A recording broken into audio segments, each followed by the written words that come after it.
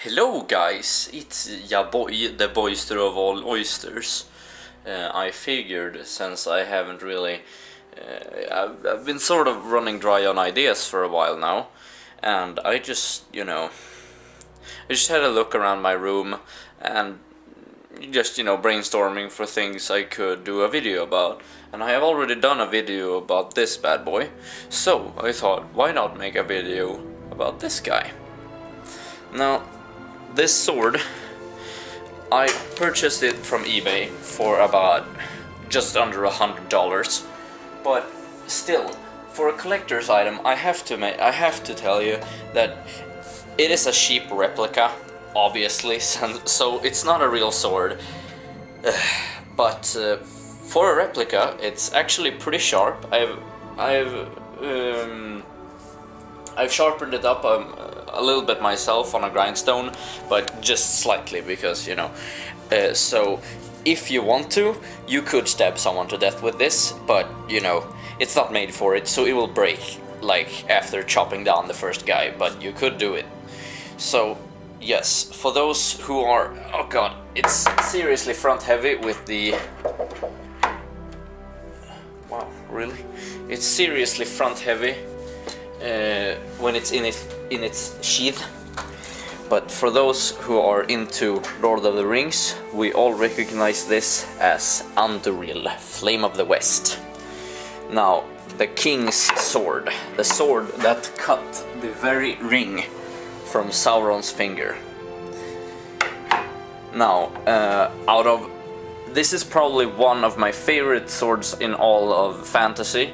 I love the old, Templar crossguard design together with like elven-ish style to it. It is just awesome. And the inscription at the end of the handle are just awesome. Matches up with the ring perfectly. Now, I could be mistaken, but both are Elvish, but I'm pretty sure that the language on the ring is a different kind of Elvish. But I won't.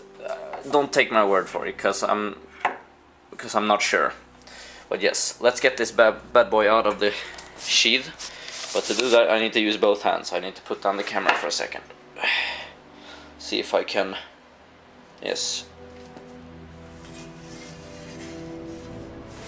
It's really hard to balance the camera on top of my knee, but oh, there we go.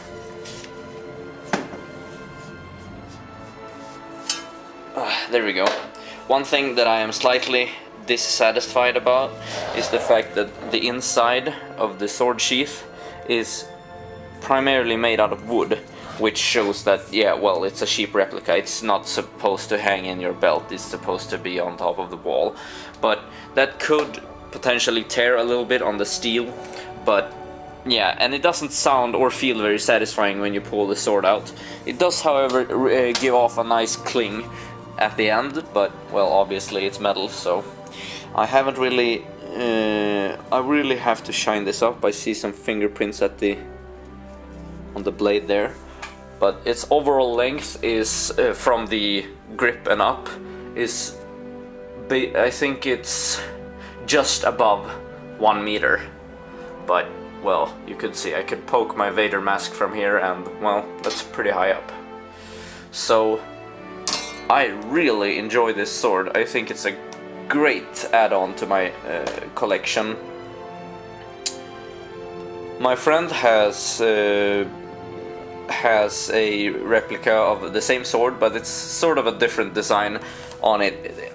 It definitely feels heavier than this one, and I think the steel on his one is slightly tougher, because you can see it's hard to do it with one hand, but if I were to shake it up like this, you could see that the steel at the end, the tip of the sword sort of shakes. It means, well, obviously it means that its core is not stable at all, which means it would break if you try to stab someone with this. You would kill a person, but it would break, definitely. It's coated with stainless steel to maintain its shine finish. I really enjoy that, thank you. The grip has sort of it's a very cheap, fake leather on it. I would have preferred real leather, but that would have increased the price, obviously. And the fact that I think I purchased this from. It was either Great Britain or Taiwan. I can't remember. It was a while ago. So the import taxes wasn't that big. If I would have bought this sucker from the States, since it's almost completely metal, holy fuck, the ship would be insane. But yeah, as it is a two-handed longsword, it is slightly shorter for a longsword since it's supposed to be on display. But since longswords are fucking amazing, you're supposed to fucking have this on horseback, but you could wield this with one hand since it's slightly shorter than a longsword. But I really enjoy the feel of it. You can really feel the might this thing carries. So if not for its stabbing power, you could knock the fuck out of someone with this. It is very heavy. But yeah, that's basically it. The inscription on it, obviously, still amazing.